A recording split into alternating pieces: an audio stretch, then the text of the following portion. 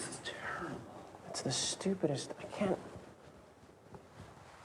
It's an hour's difference. The time zone is different here. Oh, fuck. It's unbelievable. How the fuck can that happen?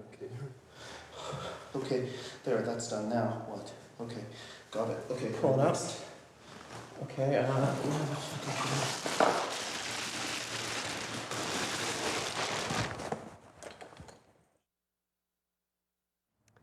A few years ago, we wanted to try to help out with some activist anti-corporate activities, and we heard about this website called artmark.com. And we went there, and they handed us a domain name, gwbush.com, and asked us if we might like to make a website that was critical of George Bush, because George Bush's real domain name was georgewbush.com, and this was 1999, so it was just during the campaign when he was beginning to run for president.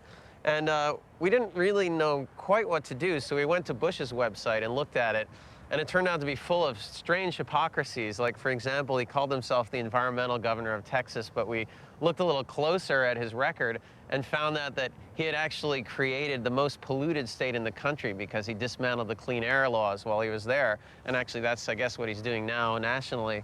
So we thought, well, this kind of hypocrisy we can easily poke fun at by making a satire website. And we made the satire website. It looked exactly like Bush's, except for a few key differences. Like there was a photo on the banner. Instead of him and his wife in front of the Capitol building in Texas, we showed him pointing the finger at black people. And this seemed to get him a little bit angry. So the Bush campaign tried to shut us down by sending us a cease and desist letter and by complaining to the Federal Elections Commission. But we were able to just take those threats and send them to the media. And immediately, the New York Times wrote an article, and there are a whole bunch of other articles. And in fact, one reporter read one of these articles and at a press conference asked Bush, so what about this website, gwbush.com? What do you think of that? How far should these sites go? I mean, this particular site talks about drug use in your past. How far should these guys go before the plug is pulled? There's a lot of garbage in politics, and obviously this is a garbage man. But how far should they go? Well, they're talking about cocaine. There ought to be limits. There ought to be limits. There ought to be limits to freedom. But and we're aware of the site. And this guy's just a garbage man. So it was all over the place. Yeah, a lot of people read about it, including a guy who had another domain name called GATT.org. And of course, GATT is the Global Agreement on Tariffs and Trade, and it's the predecessor agreement to the World Trade Organization. And he said, if you could do this for Bush, then maybe you can also do this for the WTO. The WTO is supposed to be sort of a United Nations of commerce, a conglomeration of all these countries in the world that get together every now and then to discuss trade policies and how exactly goods will be bought and sold throughout the world. Well, I'm sure originally the stated purpose of the WTO was to help these countries who are developing so that, you know, the world community can help raise them out of poverty. In fact, what it's done is it's allowed large corporations to go in and exploit these people even further so that Americans become even wealthier and the people in these countries continue to struggle to get by. And I think that's, at this point, it's upset quite a few people.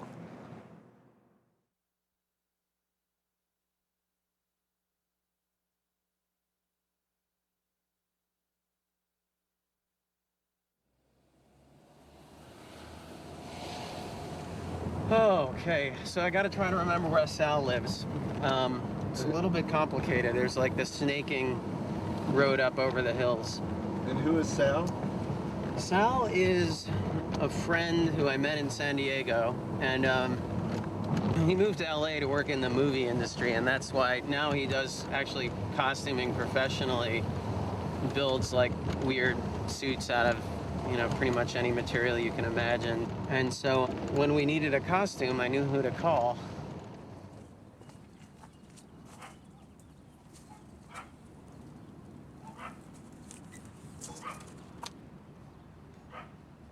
Yeah, this is it, yeah.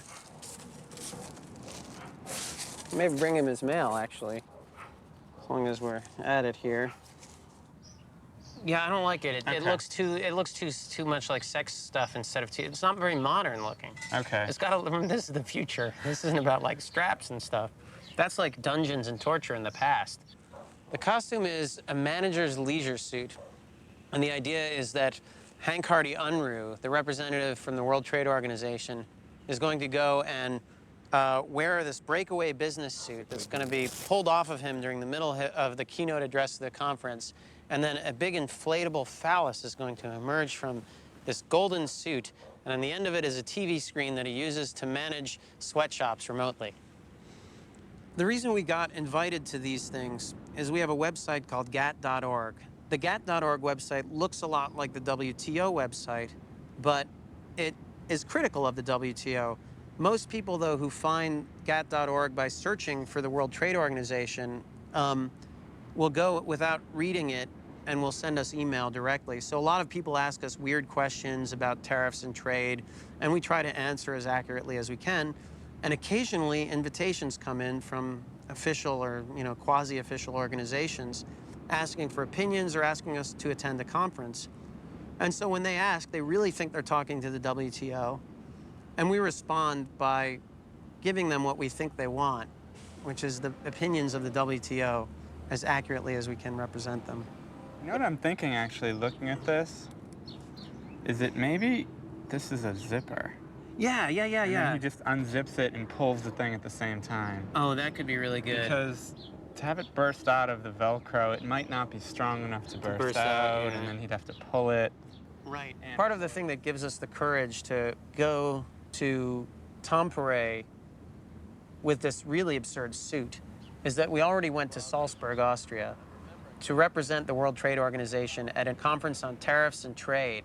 And so there, our representative, the same guy who is Hank Hardy Unruh here, was Dr. Andreas Bickelbauer there.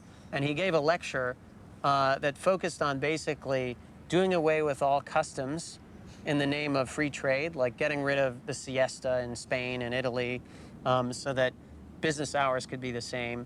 In Italy, on the other hand, you have a totally different situation in which sleep is done during the day as much as at night, almost. And allowing people to sell their votes over the internet to the highest bidder so that the barriers to sort of free trade and things like votes were out of the way. One possible solution is being tested in the field of American politics to streamline the grotesquely inefficient system of elections. And VoteAuction.com, in turn, employs only 4 people to transmit not merely information, but actual money directly to the consuming voter. It's a forum for people voluntarily to offer their vote to the highest bidder. And despite giving what we thought was a lecture that would immediately get us booed off stage or, get Bickelbauer maybe even thrown in jail because people would figure out he was an imposter, the exact opposite happened. Everybody was super polite. It didn't seem like everybody even noticed that what he said was so absurd.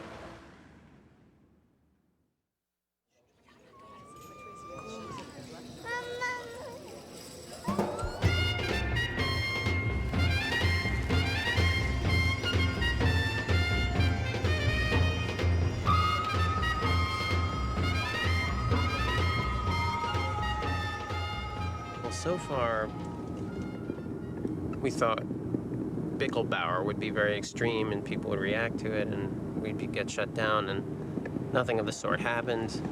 So this time we just have to really push it, make it totally extreme. I mean, we keep trying to push things further to try to really clarify the positions of the WTO to make them very legible. There's one back, but this is good. Yeah. So.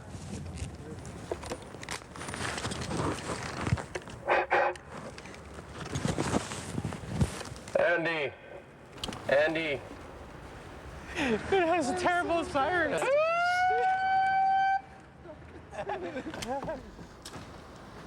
I have to check the web when we get upstairs. Oh my God, though, what are we gonna do about this? We gotta watch the Patrick video. It's weird stuff, isn't it? That's one way of putting it.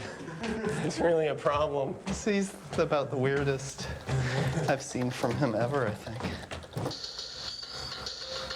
It looks pretty good on this. Yeah, it's all right.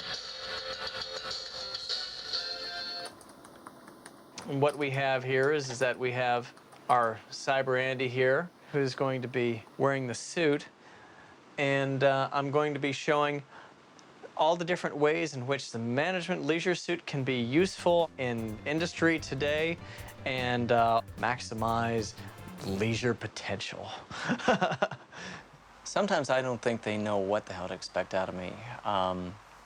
What I'll come up with is frequently not exactly what they had in mind, but it's you know, it fits in perfectly with what they're going to do. Well, I mean, I came out of a corporate environment and a company that I really gave, you know, a good bit of my soul to over a long period of time, progressively. There were a lot of downsizings, and of course, you know, that the company I was with, I thought was going to take care of me, you know, and I realized that the bottom line is the bottom line, and there really isn't any humanity in corporate structures. So therefore, I hope that maybe being part of the Yes Men might in some way help raise issues about global work issues and social issues that are being brought about by globalization, etc. I grew up in the suburbs here, and then I moved to Troy 6 years ago for a job at the university. There's a place there called Rensselaer Polytechnic Institute, and I teach there. I was moving back home, really, because I'd been away. I'd been on the West Coast for about 12 years. Wait, what is this? This is, it's this Simcopter hack. Here it is. I wanted to watch this tape, because this was a tape. I've been cleaning out the archives, you know, and I found this tape in there. I met Andy through a friend, actually, a mutual friend. Actually, two people that we both knew suggested that me and Andy get in contact with one another because we'd both done similar projects. One of the jobs that I had was at this games company called Maxis that makes SimCity. One of the games they were making at the time was Simcopter. I was in charge of the little people that run around in the game, and I made them wearing nothing but swim trunks. And they'd all be boys, and they'd be running around kissing each other. So all the people who ordered this very popular video game suddenly were treated to a completely different spectacle. And so he got a lot of press attention for it, and it was seen as a kind of an activist, you know, kind of statement about video games and the sort of macho nature of them. It all involves the unexpected appearance of some gay kissing muscle men every Friday the 13th. He's becoming a celebrity of sorts in the computer world, especially the gay computer world. And then I had done a project using Barbie dolls where we switched the voice boxes of Barbie dolls and G.I. Joes. Troops, attack that Cobra jet with heavy firepower! And that ended up in G.I. Joes that said things like, I love to shop with you, and Barbie dolls that said things like, dead men tell no lies. And we got them back on store shelves all over the country in what we called our shop giving program. We're like Santa Claus, only less radical, because Santa Claus breaks into people's houses. We don't do that. So that when kids got them at Christmas, they were surprised to find their doll saying something other than what they expected. And the kids thought it was hilarious. You know, they loved having these crazy dolls. We sent out press releases, so it was in the news on Christmas Day, and for the week following, it just went through every kind of media channel imaginable. The BLO, the mission of the BLO, the Barbie Liberation Organization, the BLO. Moi, ça m'a fait bien rire. Il a l'air d'un jouet qui dirait « Viens te battre » et en fait, il dit I love school, don't you? Let's sing with the band tonight. Now we're with the Yes Men, we're calling that sort of basic idea identity correction, like saying, okay, these things that are not really presenting themselves honestly or that hide something about their nature that's really scary, we want to bring that out. We want to show that. We want to demonstrate that. And so, like for the WTO, you know, we think that the WTO is doing all of these terrible things that are hurting people, and they're saying the exact opposite. And so we're interested in correcting their identity in the same way that an identity thief steals somebody's identity in order to basically just engage in criminal practices. We target people we see as criminals, and we steal their identity to try to make them honest or to try to present a more honest face. And so, you know, I guess this whole thing has its roots for both me and Andy in stuff that we've been doing for a long time, which is trying to create public spectacles that in some kind of poetic way reveal something about our culture that's profoundly a problem.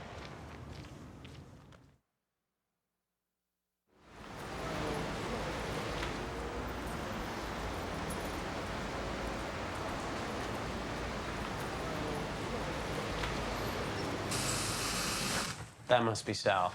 Uh-oh. Oh, dude. Are you okay? I'm fucking lost on that. Oh, no. It's been a long day. Holy shit. Oh. Well, I probably started it in June or July.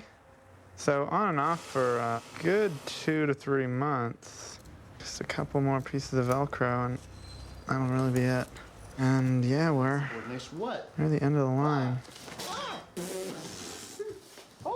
Okay, look, so here, we're making a list here. Wednesday, we leave for Finland early. So, Sunday, make lecture. Bigger, oh no, that's a big one.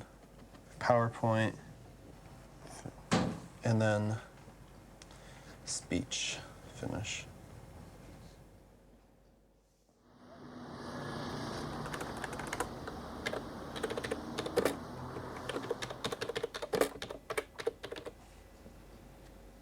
It's 4:03 a.m.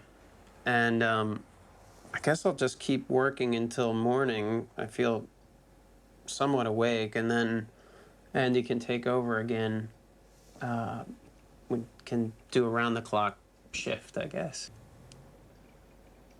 I'm just trying to add a few slides into the PowerPoint here, because actually a lot of the things that the sort of business leaders of the world say in relation to these issues are actually sort of very similar to what Unruh Hank Hardy says, even though maybe Unruh Hank Hardy is a little bit more frank about it. And in fact, when he talked to CNBC, when he was debating an activist, Barry Coates just sort of agreed with what he said when he said that this is what the WTO does and this is our position. And Barry Coates said, well, that's funny. That's exactly right. So after Salzburg, we got an email asking a representative of the WTO to appear on CNBC Market Wrap Europe. And the producer apparently didn't notice that GATT.org was not the WTO site. And Granwith Hewlettberry, which is another name that Andy just came up with, responded and of course said, well, I'd be happy to go on CNBC Market Wrap. And the producer wanted him to debate an anti-globalization protester. If the WTO is serious about addressing the issues of world poverty, it would do things completely differently than it is now. Let me bring in Branwith on that. Is that a fair point? Well, of course it is, but you know, I think Barry, as well as all the other protesters, are simply, in a word, focused too much on reality and on facts and figures. And I think I would have to say that this is a long-term problem that comes down to a problem of education. We have to find a way to convince, perhaps not the protesters, but the protesters' children, to follow thinkers like Milton Friedman and Darwin and so on, rather than what the protesters have been reared on, Trotsky and Robespierre and Abbie Hoffman. And I think that putting the direction of education being put into private hands, concentration of resources in the private sector will naturally lead to this result, and we'll see the protesters' children being reared with an entirely different set of concerns. But let me bring you in on that, Barry. I mean, can I just say that these kind of simplistic arguments are really, I mean, too insulting to most people to believe. You know, the fact that we have a choice between Milton Friedman or Abbie Hoffman for where we get our source of economic history and philosophy. There are many, many thinkers from around the world, just not those ones employed by the WTO, that think the World Trade Organization policies are deeply damaging for the development prospects of the poorest countries. Let me go out to Branwyn. Yes. Well, I wanted to speak to Granwith's, to Barry's point that there are other thinkers. Well, Who actually has the power in the world, and so who is correct in this kind of worldview? I mean, I think the answer is easy. And if you look at the views held by myself, my organization, and many of the decision makers in the world, the powerful people, they happen to coincide with what I'm explaining. And I think this is enough in this sort of view. Briefly back. So, I mean, what we have here is a picture of the rich and powerful people believe a certain philosophy, which they then propound through the institutions in which they have a powerful voice. And I think this is exactly the model that is being questioned. And increasingly, what there is a very large body of people who are concerned about these rules. The people on the streets of Genoa or in Seattle are not representative of the overall movement. They are the tip of the iceberg. We did a study last year that looked across developing countries and found that in the space of 1 year, in 50 protests, more than 1 million people from developing countries were out trying to change the rules that were being imposed on them by the World Bank and the IMF and locked in through the World Trade Organization. Right, thank you. We must finish there, unfortunately. Barry Coates, thank you very much indeed for joining us. Thank you. And also Graham with Helder Batty, and also Vernon Ellis on the line from New York.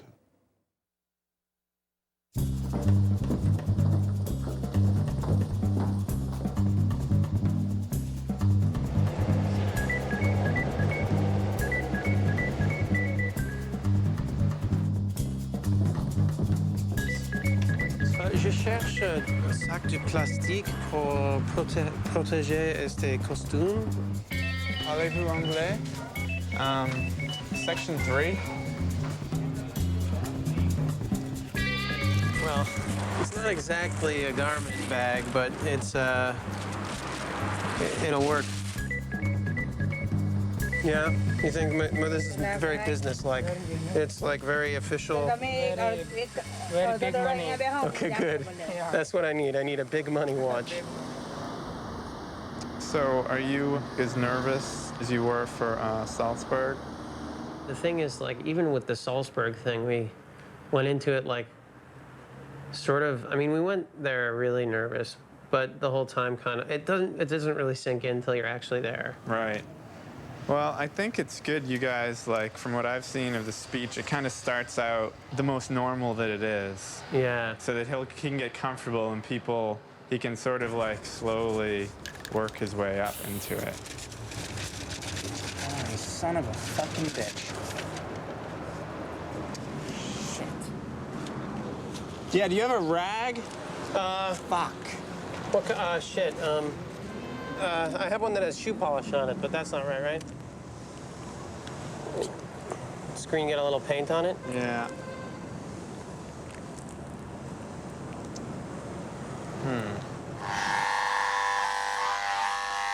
Sounds like a lawnmower. It's a little loud, yeah.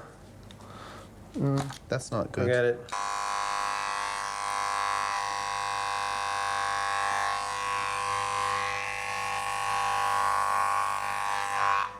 Uh-oh. Oh, look, it made a new noise. Good, good, good, great. Is it great? Try it. And it doesn't work now. Oh, listen, yes. Okay.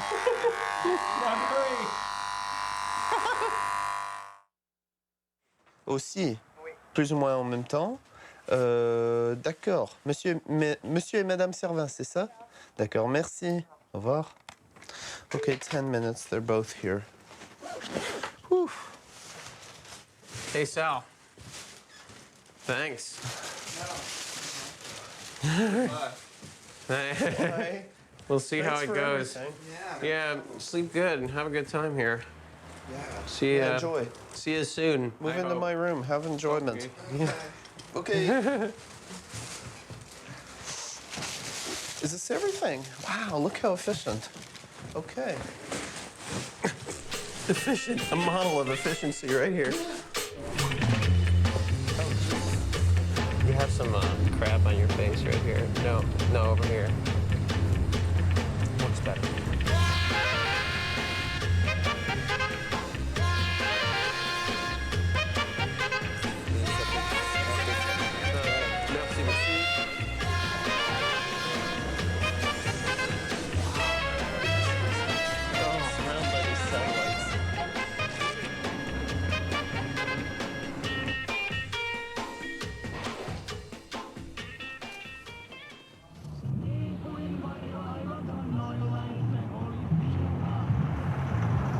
we arrived last night. You had to take a nap. You had to get some sleep. Oh, I just crashed, yeah. And I went and basically scoped out the lecture site. There was a sign on the door that said, Textiles of the Future. Unruh Hank Hardy was the first speaker, Hank Hardy Unruh. And, you know, it all looked sort of official. The coffee cups were out for the morning. So I thought, this is great. I'm all ready. I know exactly where it is. We can go there. I had a time, I like set up a little timetable. I got the, you know, maps of the thing and all the updated conference information. Came back here, then we went to sleep early, but Hank was snoring immediately. But I wasn't able to sleep at all, really. I just like stayed there awake in bed, and occasionally I'd go in the bathroom and turn on the light and read brochures because I was like just unable to sleep. And eventually I think I fell asleep just before waking up. Great. So I'm leaving my wallet here. Okay, let's go. It's 8 o'clock. I think I really will leave it here.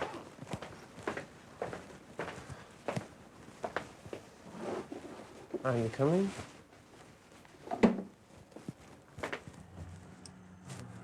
Hank, it's a little early to get up. It's all right. I mean, I thought this was vacation. Like what? Vacation? I know. They take me to Finland.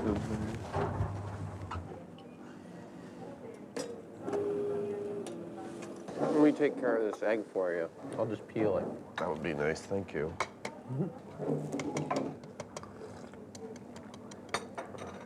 Well, you know, we're behind schedule. Are we? Well, a little bit. It's after 8, and I really wanted to be at the venue at 8. Okay. But we're doing fine. Is it either after way. 8? It is after 8. Yeah. You know, pretend that.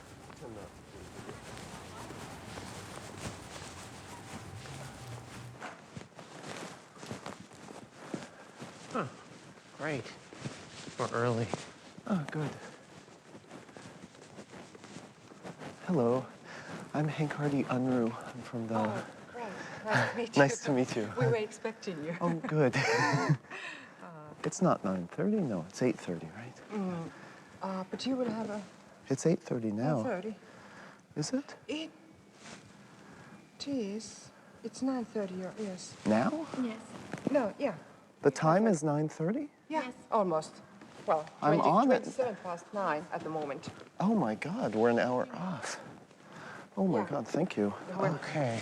Well, we have to. Anyhow, we start in 3 minutes. Do they know that he's going on now? Yeah. Well, Persinosa was expecting. Oh, geez. Okay. Okay, we. Are you coming to? Have you registered? Are you? I'm his assistant. Yeah. Okay. And this we're also, both yeah. working with him. We have to go take care of a few things now. Okay. Okay. Would you like to join the dinner? Yes, please. Okay. Or is there a fee, or? No, it's included. Okay, yes, we'll join the dinner. That's great. Okay. Wow. Well, we must hurry, I guess. Yes. So, please, yes. Actually, no, you can't go in right now because you have to first take care of that business. Oh, God. See, we're an hour early. We We'll be thought we had an hour off, so I have to do something. Yes. So He it'll has be to in make a 5 very important minutes. phone call It'll right take now. me 5 minutes. And Right now. yes, I'm sorry. But you will have your presentation starting after 2 minutes. Yes, please tell him that I'll be 3 minutes late. Okay.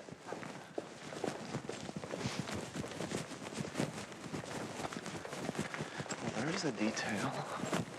Jesus, fuck. How come we didn't know that? I don't know. That's really incredible. Come on. Okay. Yeah. Jeez, this is terrible. It's the stupidest. I can't. It's an hour's difference. The time zone is different here. It's unbelievable. How the fuck can that happen? Okay, there, that's done now. Okay, real quick, the shirt, the underwear. Gold underwear. Okay. Do I have to put something through here? No. Okay. Here we go. Your testicles hanging out? Yeah. Okay. Okay. Can we go? Okay. Okay, great. Oh, God. Okay. Great. Got a little air in it. Okay, now the pants. Hurry. Hi. Nice to meet you. I'm so sorry. Our program for this morning, I'm having arriving from Helsinki and never met you before. Thank you. Terribly sorry. Yes, I have a presentation. Terribly sorry. I think the World Trade Organization is supposed to know about time zones, but somebody said, isn't there a time difference? And I said, nope, all of Europe, same time zone. So that convinced us all. And we were convinced that it was the right time. And we woke up this morning and we were running 5 or 10 minutes late and then figured out that, you know, the laptop wasn't working. No, maybe we could switch the order. Could we have somebody else go and then I go later? And they said, okay, I think we can do that. And then they called the coffee people and they talked to the coffee people to see if the coffee was possible. That was it. Now I have the pleasure to introduce our next speaker, Mr. Sankari Kundu, who is the Master of Business Administration in the Texas Austin. Sankari Kundu grew up in Montepolis, Texas, the son of a cattle rancher. His early experience with his father's business involved to him at last interest in trade, and after obtaining his master's of business administration degree, he joined the WTO organization in 1998. Since then, he has spoken on trade matters before a very big forum. He is currently living in Paris. And the title from the Andres presentation is The Future Textiles, the Future of a Lifetime and Lifetime for the Future. Thank you very much. Is this one? It's quite an honor to be here in Tampere addressing this audience of the most outstanding textile workers in the world today. I see on all the faces here today a touching childlike eagerness to tackle the biggest textiles questions in the world. How do we at the WTO fit in? What we want to do at the WTO is help you achieve your dollar results. And in just 20 minutes from now, I'm going to show you the WTO's very own solution to two of the very biggest problems in management. One, maintaining rapport with distant workforce, and two, maintaining healthful amounts of leisure. This solution, appropriately enough, is based in textiles. But how did workers ever get to be a problem? Before unveiling our solution, I'd like to talk a bit about the history of the worker management problem. We all know about the American Civil War, at least in the US. It was the bloodiest, least profitable war in the history of our country. A war in which unbelievably huge amounts of money went right down the drain, and all for textiles.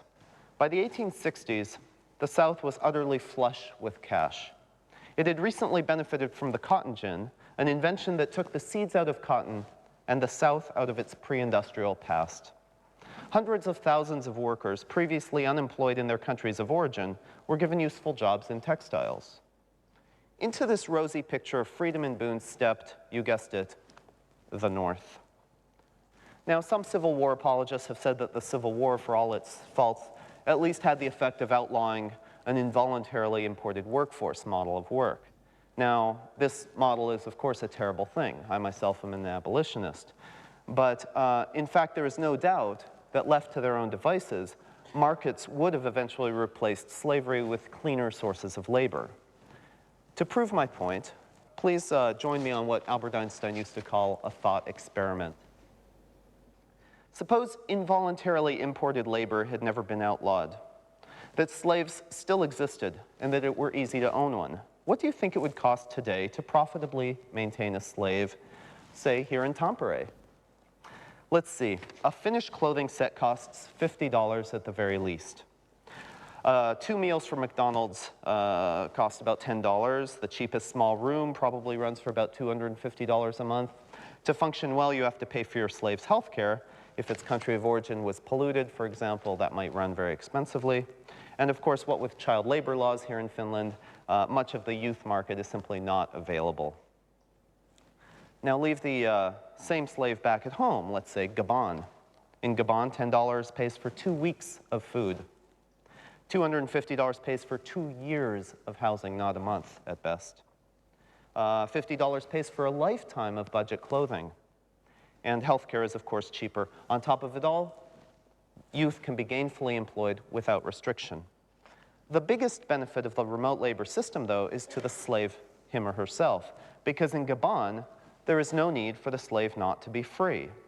This is primarily because there are no one-time slave transport costs to recoup, and so the potential losses from fleeing are limited to the slave's rudimentary training. So since the slave can be free, he or she suddenly becomes a worker rather than a slave. Also terrific for morale is that slaves, workers, have the luxury of remaining in their native habitat and don't have to relocate to places where they would be subject to such unpleasantries as homesickness and racism.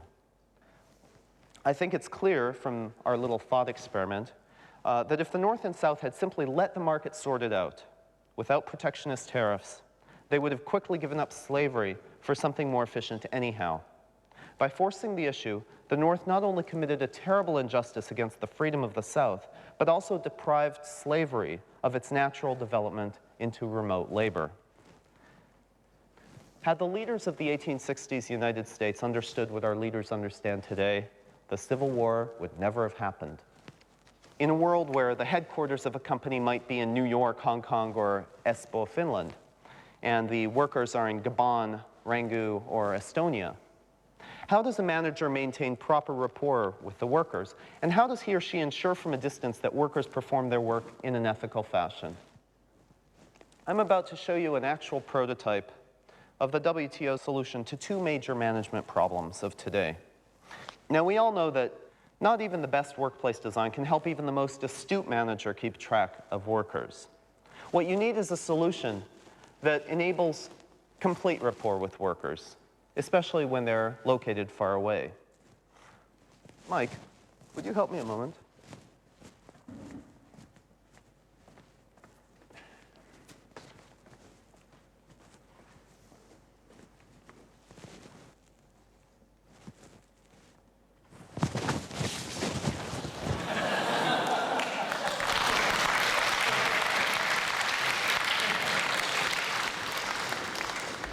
Thank you. This is much better, much more comfortable. This is the WTO's answer to 2 of the major management problems, and we're calling it the management leisure suit. It's the 2 problems again, how to maintain close rapport with distant workers, and how to remain comfortable and increase leisure activities. How does the management leisure suit work, besides being extremely comfortable, as I can guarantee you? Well, allow me to describe the suit's core features.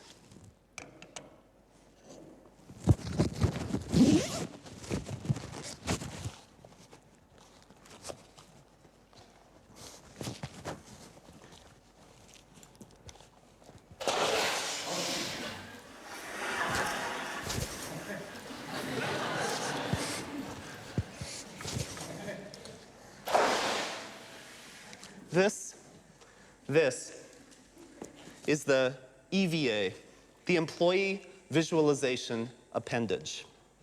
It's an instantly deployable, hip-mounted device with totally hands-free operation that allows the manager to see his employees directly right here.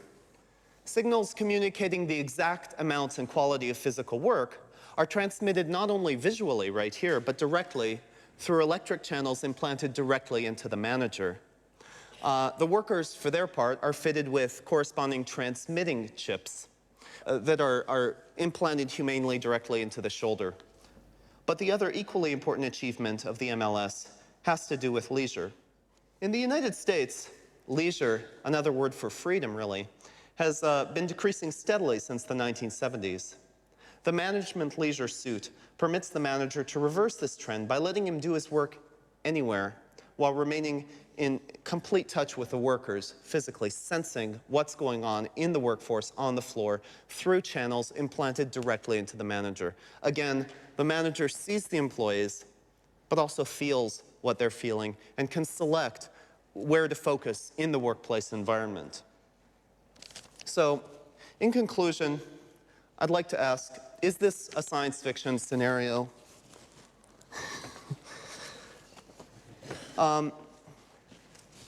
The answer is no. Everything we've seen here, everything we've been talking about is entirely possible today. We can always look forward on the highways of progress towards ever new horizons with cooperation and mutual delight in the fruits of prosperity. I'm very excited to be here. Thank you very much.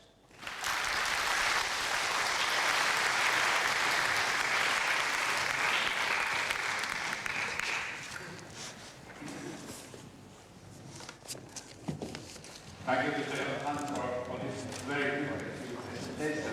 Thank you. I think it was a good presentation from WTO side for demonstration, I think so. Something we're trying to do more and more is, yep. Sure. Are there any questions with regard to the next given in this moment? You can ask questions when we all speak up to now.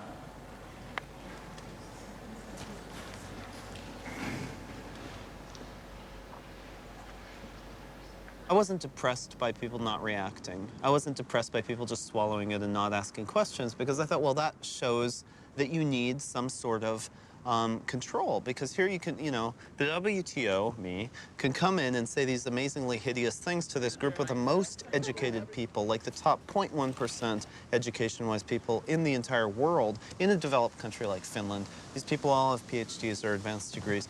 And you can say the most atrocious things, and nobody will really react, and nobody will really care. It's like, you know, what can't corporations get away with?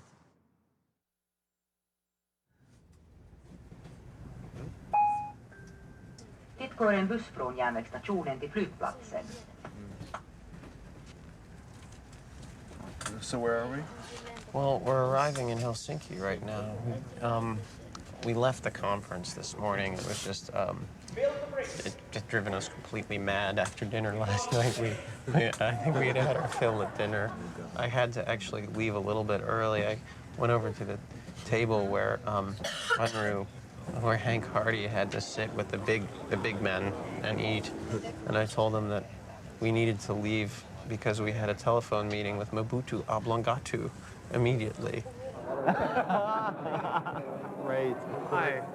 Sorry to butt in a minute. We're supposed to eat Manduka Jabango at 10 o'clock. And then we both started laughing, which is really not convenient for the context. So we left, and then we just decided that basically, like, we couldn't figure out what else we could possibly do at this conference. So we just thought, well, let's go to Helsinki instead.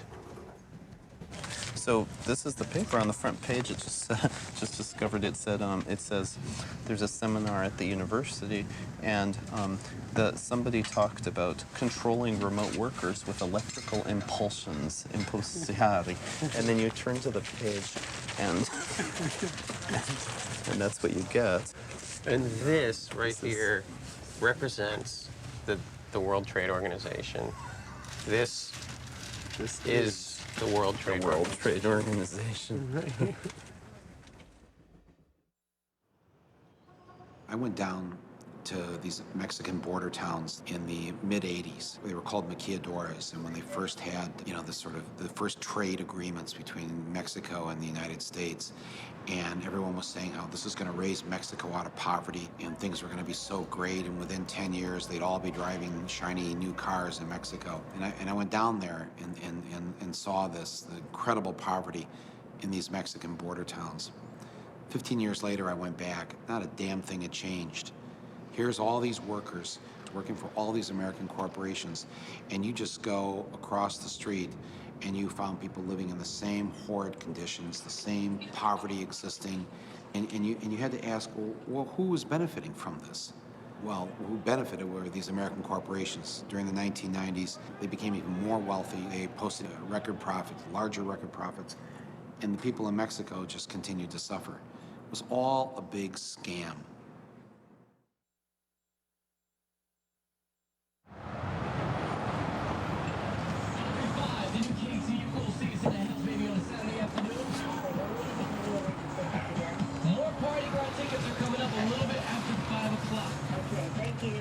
Is this the one? No. You got the wrong one. Shit. Will WTO stand up? Yeah. Oh my God, it's got pictures. They're nice, too. Yeah, they actually look okay at that size. His mom isn't in. Wow, but he plays on TV. Yeah, this is basically the core of what we do. All of these newspapers and magazines have articles on the Yes Men, and this is why we are doing these things. This is why we go and do these conferences. It's not for the 200 people or the 100 people that might see us give the lecture, although we'd like them to come away with an interesting experience from the lecture.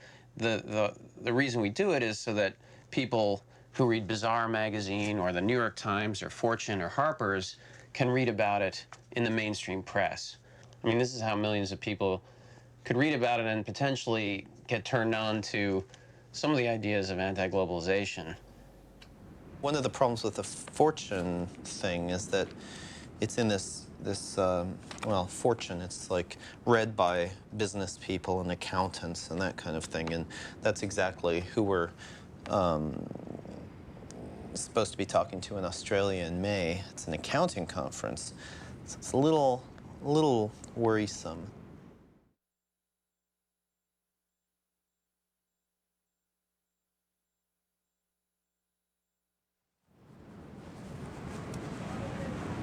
You need a new shirt and one that's not wrinkled? Yeah. Will that be good with your thing? Yeah.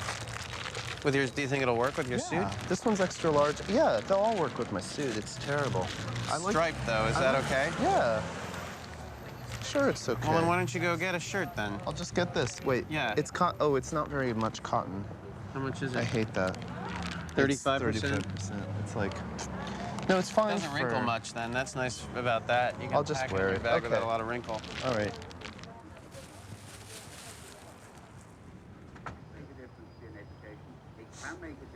I mean, the thing is, like, there's a question of whether he's, like, at what point he recognizes you doesn't really matter. What we want is that, that moment when he does recognize you. So if he recognizes you here and sees that you're in the room, then he'll be looking back and forth at you at the screen. And at that point, if he recognizes you, we better say something.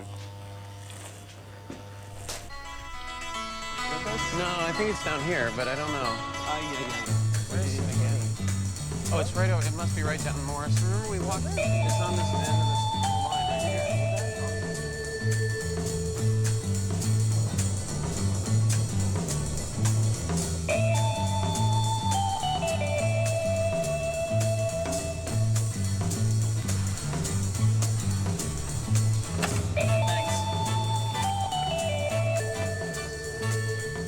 Andy, hi. Hi. How you doing? Nice to meet you. Good to meet you. Good. Great. Yeah. We're in London, and we were just at the offices of the World Development Movement, where we talked to Barry Coates, who's the director of the World Development Movement, and who showed up on CNBC Market Wrap Europe debating our friend here, Cranwith Hewlett-Berry, about the prospects of WTO and globalization.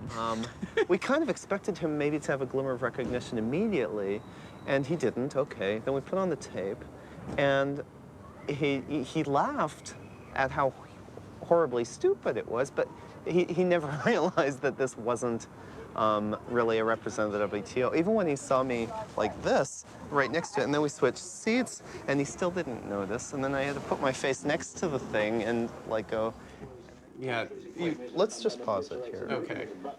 Hit stop. Is there a pause? Stop button. There's no pause. I don't know what I could have said after that clip. I mean, Right. really. Where did they get this guy from? Afterwards, yes. Might have been my first comment. So, did you ever figure out where they got the guy from? I understood that he was in the External Relations Department of the WTO. Right. That's what they thought. That's what they thought as well. But as it happens, he wasn't. Yeah. In fact, just take one more close look. Oh wait, can we? Is this reverse? Yeah. No. I wasn't going to mention the likeness. Are you serious? You're being very polite, weren't you? Yeah. Yeah. You did it as a spoof. Yeah. Yeah, basically. That's it. Good. We weren't sure how you would react. We were really hoping you wouldn't be too offended. We were like, oh no. Oh, hell no. Oh, that's great. That's really good. I was wondering, because I hadn't seen that guy before, and I did know some of the WTO external relations people, and I was thinking, my God, they really put up a right one this time. We wanted to talk to Barry Coates as well because he has a lot of statistics and information about globalization that we thought would be useful for the lecture in Australia. All of the WTO agreements, bar one, are all about restricting what governments can do. And so essentially, the whole trading system is built on the premise that the companies trading internationally, investing internationally, are going to be preyed upon by nasty governments.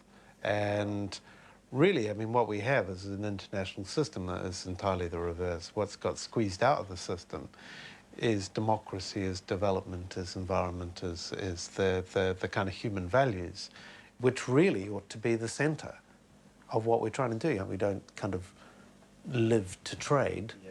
You know, we live to have decent lives, and that ought to be the goal of our trade policy, not maximizing trade or getting rid of any impediments to it.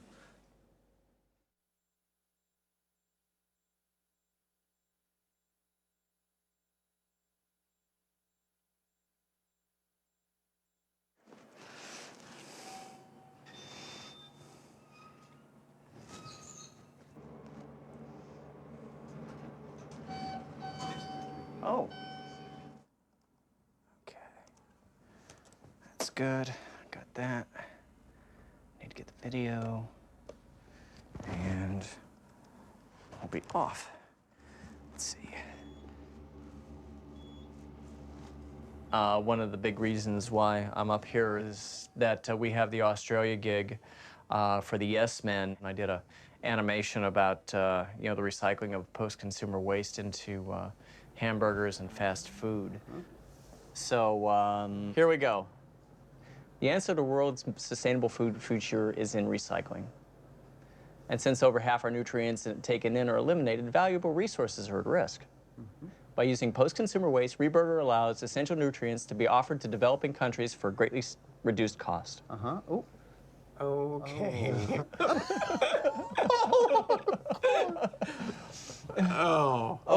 It gets better. Oh. Wait. What was that? Was that in outer space? Yeah, sorry. Yeah, I think it does the job. I think it does the job. We're here in New York because Herb Alpert of Herb Alpert and the Tijuana Brass gave us this award, a bunch of money to do what, you know, the kind of stuff that we do. So we had to come here and have dinner with him and you know, get the money and thank everybody, and it was very nice, and it's very surprising, but we're very pleased. I think we can say we're very pleased. Yeah, it was a big chunk of money. It's going to bankroll a lot of future activities, like going to Australia. Oh, yeah. Yeah, so we got this chunk of money, but of course now we're also using this opportunity and this hotel room here in New York to meet up with Matt, who's been working on the PowerPoint presentation for Australia, and to meet up with Patrick, who's been working on animations for Australia as well. Fortunately, we were lucky too because Snafu was in town, and he's sort of a European yes man who's been sort of circulating in the European scene doing yes man type activities. But it's a good thing he's here in the States so he can go to Plattsburgh with us. Yes, trade liberalization is a religious undertaking, a project of faith, a crusade of sorts, and it has been ever since its founders declared that financial success comes from God and that wealth is a sign of divine favor. Now, why is starvation a problem? First, the facts. As we all know, investment and exports have been on the rise in the third world. There's some bad news. There's some really bad news that came down in the last 2 days. The conference in Australia, the people from the conference in Australia wrote an email saying that the conference has been canceled because of low enrollment. In some ways, it's really kind of, I guess, a nice thing that there was under-enrollment, because it was really a hideous conference, and it seemed like a really dire thing that people would actually want to go to that thing. And so it's really encouraging for humanity that the conference actually has been canceled. But at the same time, it's really made things difficult for us. And so I wrote back to them as Hildegard West, and I asked them if they would please set up another venue, because Kynarethron Spratt is already en route to Australia. So right now, I'm waiting to see if they come back to us with a suggestion that they'll actually have a public presentation. But since the conference has been canceled, now the event in Plattsburgh is kind of like, it might be the only venue we have for this lecture. And so it's really important now that we get the lecture done and sort of together. So it's no longer a dress rehearsal, it's actually like the final, production. It's about time. What? I was so worried about your shoes. About what? This guy brought shoes. He brought real shoes for you, look. Do we have the hamburgers yet? We have to pick them up. But you mentioned... They're ordered. Yeah, Richard ordered them already. That's fantastic. Gotta pick them up, right? Great. Basically, there's this guy named Richard Robbins who I met at a conference about a month ago, and he has written several books on sort of globalization. He was interested in having the WTO come speak at the economics department, and only he really knows that this isn't really the WTO. Everybody else will think that it's the WTO. But another good thing is that it will be a hungry audience, so there's a good chance they are going to eat those hamburgers, which we weren't sure was actually going to happen with the accountants in Australia. I think for look, I should probably carry these in. Okay. Whoa. Can you do it? Yeah, I'm thinking that that you probably shouldn't be associated with the hamburgers. Okay. I'd like to thank everybody for coming. You have many education choices, and we're all grateful at the WTO that you have chosen to listen to us for an hour and to our messages about things that will impact everyone. I'd like to say that by joining us here, you're essentially embarking with us on a mission. I'd like to start right at the beginning.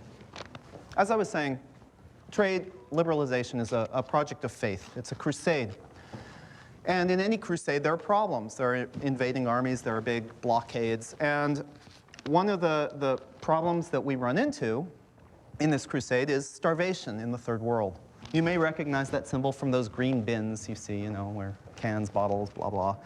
The kind of recycling I'm talking about that we have developed at the WTO is not really this irrelevant kind of recycling where the target, individual consumers like you and me or of non-edible industrial products, is such a tiny part of the problem. Rather, we're talking about really recycling what counts, where it counts. To begin to understand the theory behind this, you must first realize that the human body is not really very efficient.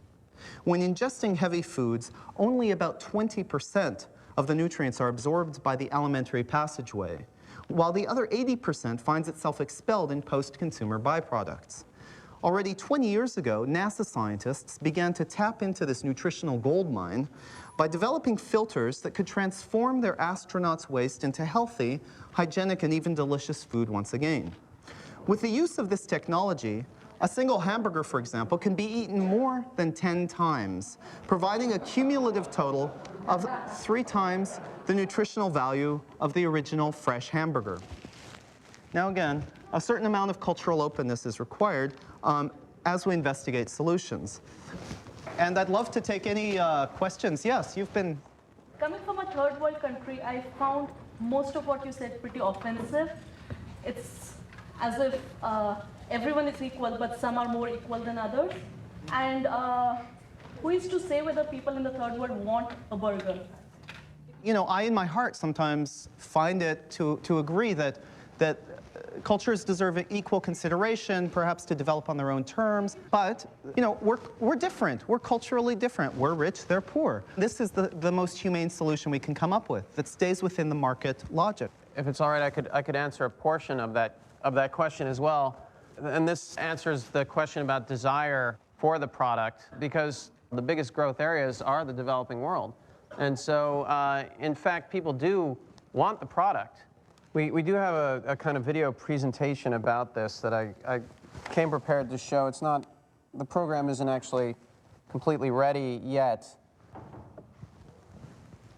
So as you can see here, there's a consumer in the first world entering McDonald's and consuming a hamburger.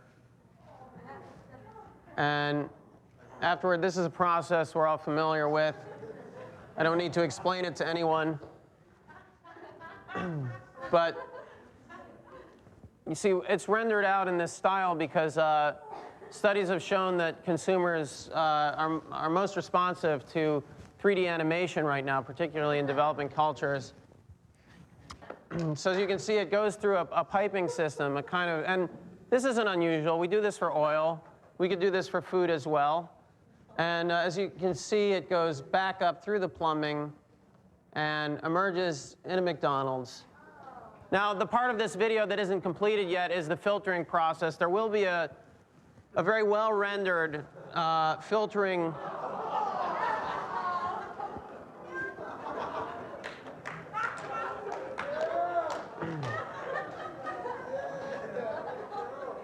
And as you can see, this might answer somebody's question from before, but at the McDonald's in a developing country, and in fact in this country as well, you would be able to choose the number 1, number 2, number 3, number 4, number 5 would no longer refer to combinations of food, but rather just the number of times the product had been recycled.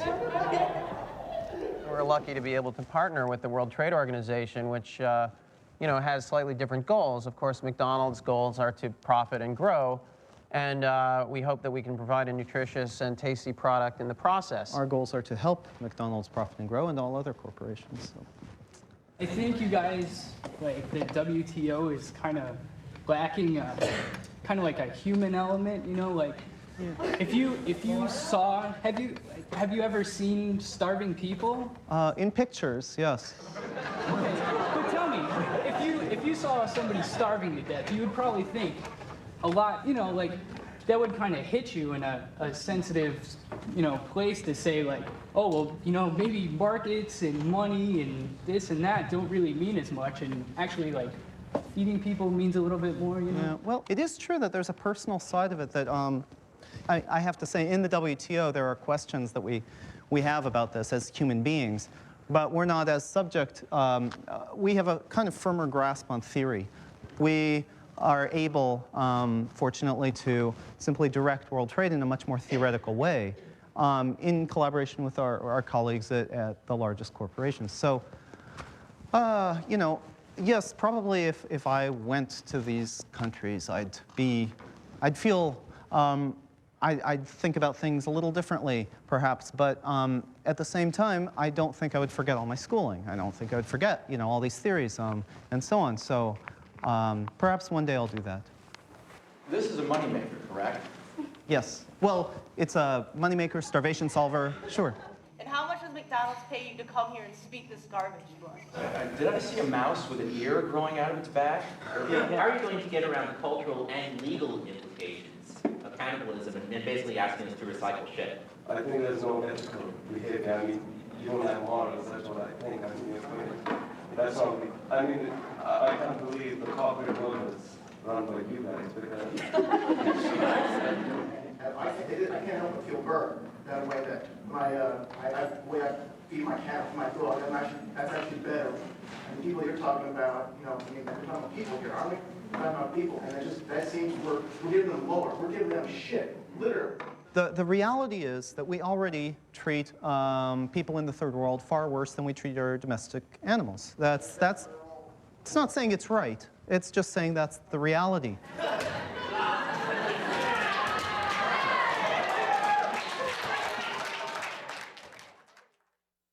Well, after thinking about it for a little while, it seems the Plattsburgh lecture just went great, and it went exactly the way we originally expected these lectures to work, which is that at a certain point, it was like light bulbs going off in the heads of the different people in the audience, and they were realizing that it was just too crazy to be real, and yet it was sort of based in reality. And so, you know, they started throwing globes at us. They got angry. They got frustrated. It worked exactly like we thought it would. They don't ask you if you believe in it. You don't get to vote on the World Trade Organization treaties. They don't let you vote on it. They don't give you a say in it. They let you listen to the one-sided propaganda. Name me a single columnist in America who doesn't stand up and cheer under the banner of so-called free trade. There's no public discussion. There's no dissent in any of the parties, political parties. There's no debate, there's no discussion, there's no vote. In fact, the only nation which has called for a vote is Brazil, and already, which is saying that it will not sign any more trade treaties without a plebiscite of its people. And the world trade barons are losing their damn minds trying to prevent this type of democracy from spreading planet-wide. Because once people know what this stuff is about and get to vote on it, no one's going to vote themselves into poverty. Here we go, Australia country code. Oops. Oh, Australia, 61. It's 61. 61.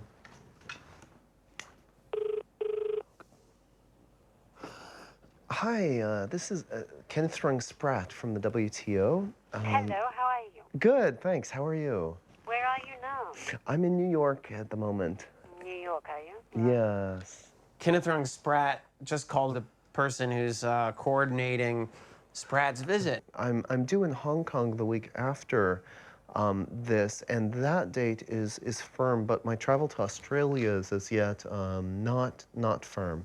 Yeah. She's actually, turns out, been emailing all these people and trying and basically calling journalists and getting people to attend his lecture, and she fully expects him to attend because she had spoken to Hildegard West, Spratt's assistant, and Hildegard West had told her that everything was on, and Spratt was definitely going.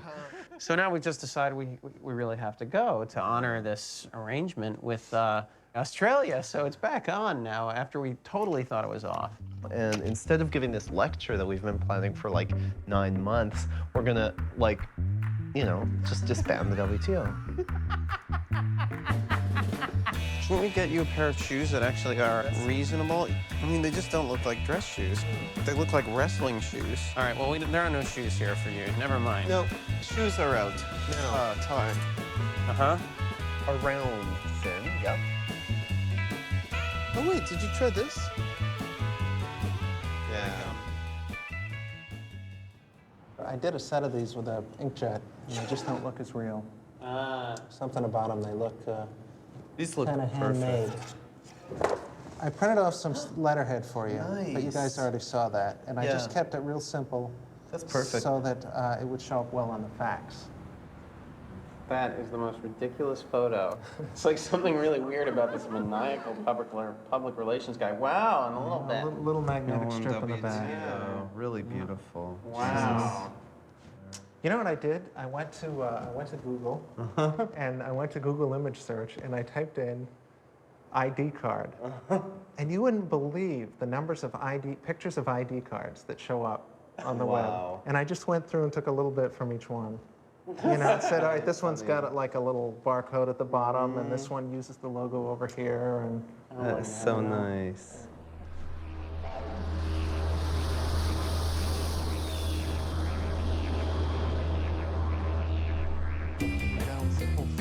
Down under. I know. Well, airplane. Where's the rental car area?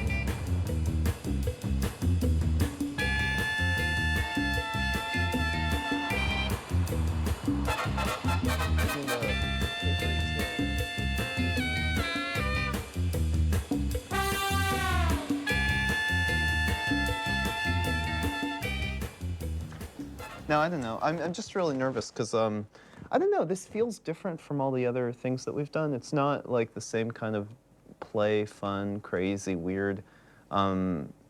impossible stuff. This is like sincere, you know? It's like about replacing the WTO with something better. Do you think that satire is more fun? Yeah, definitely.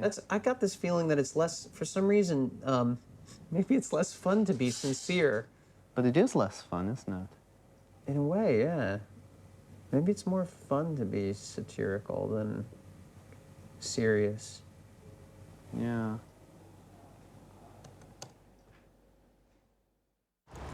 It's about 9 o'clock in the morning, and this is the big day for Kenneth Rung Spratt to go talk to CPA Australia and close down the WTO.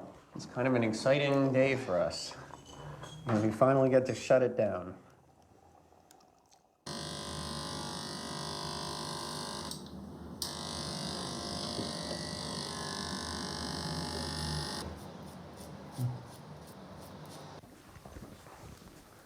I'm writing the local phone number for this cell phone on the business card, so if we give these to journalists or anybody else who wants to contact Mr. Spratt, they'll be able to do it in the next couple days.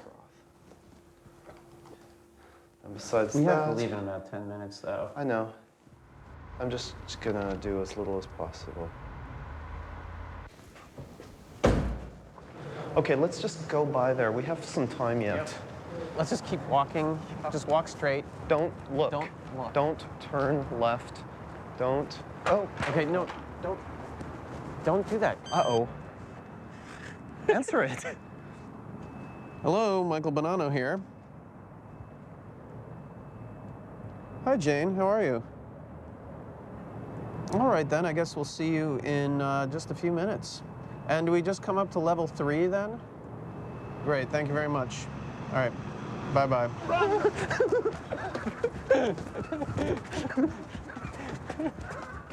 Oh, wait, shit. This is the building. Thank you for coming. Oh, thank you for having us. Sorry for the confusion and problems and everything else. It's to be expected these days, I think. No, thanks for going out of your way to arrange this. This is really terrific.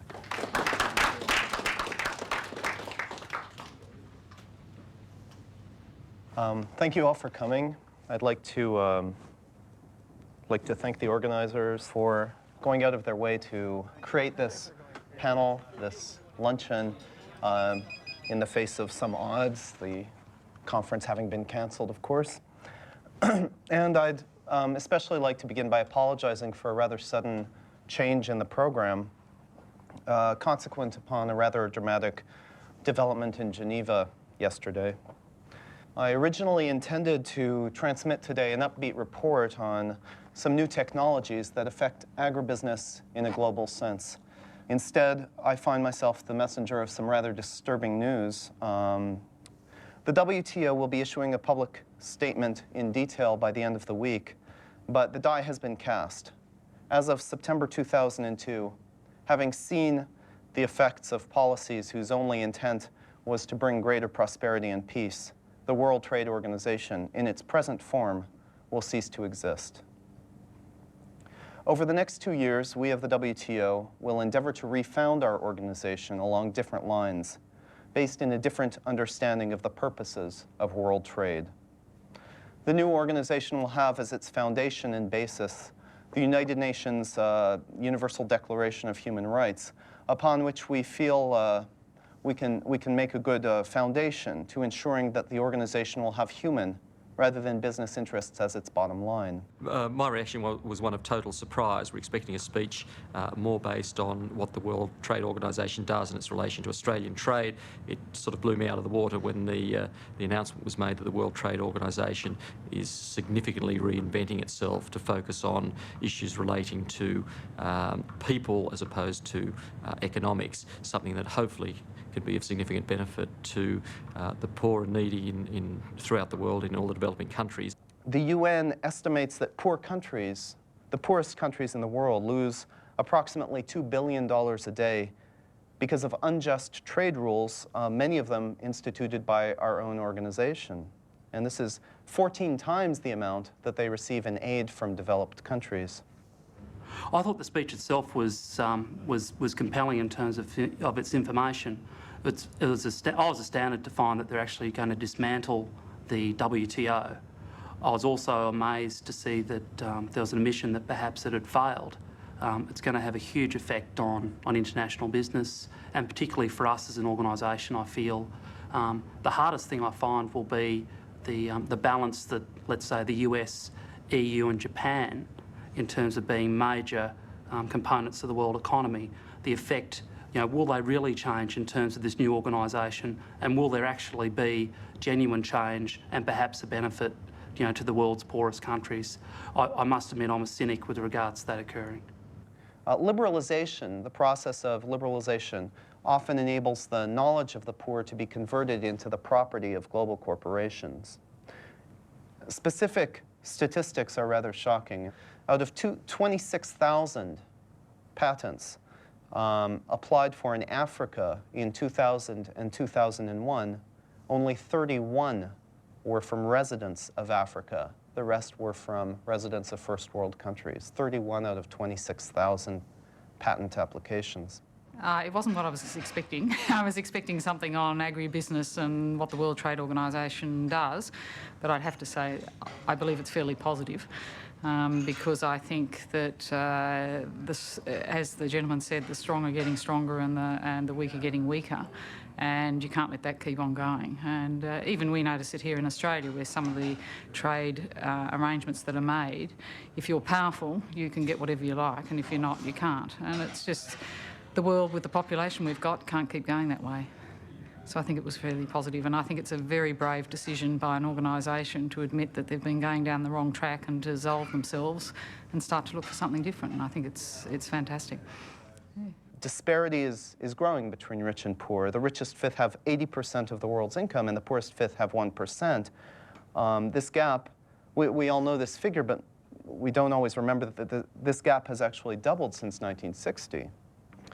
More and more thinkers are therefore noting that there is no evidence that liberalization favors growth or benefits the poor. I think we're all generally aware of increases in poverty and low living standards and issues faced by developing countries.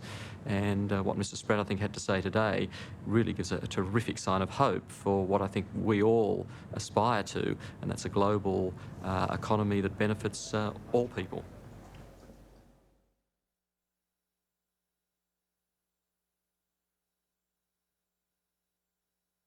Now, after protracted and detailed review of current trade policy, the World Trade Organization has decided to effect a cessation of all operations to be accomplished over the next 4 months, culminating by the end of September. Well, I think that the yes men have kind of played out their course in relation to the World Trade Organization for the moment. You never know when we might get another invitation. We were lucky to be able to provide a sort of sense of closure by ending the WTO. We also hope that other people will just start doing the same things in all kinds of different contexts, impersonating whoever holds power that needs to be criticized. So if the opportunity arises, we're just going to keep doing it. We're going to go and be the yes men again, or I should say be the WTO again at another event. The future is bright for the yes men. The future of the world is a different story.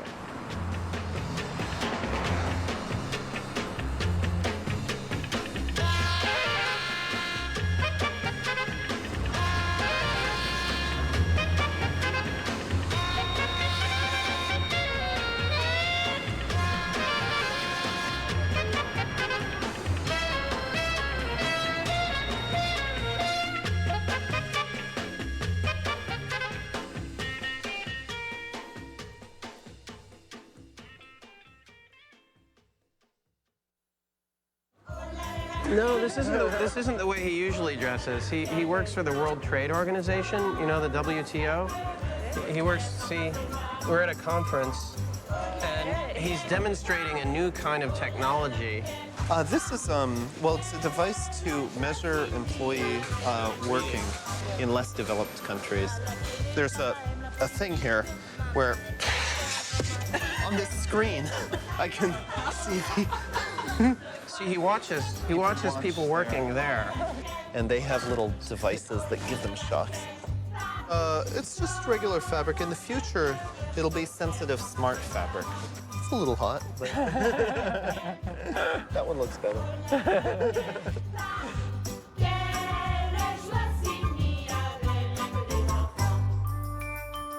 télé, papa aime la politique.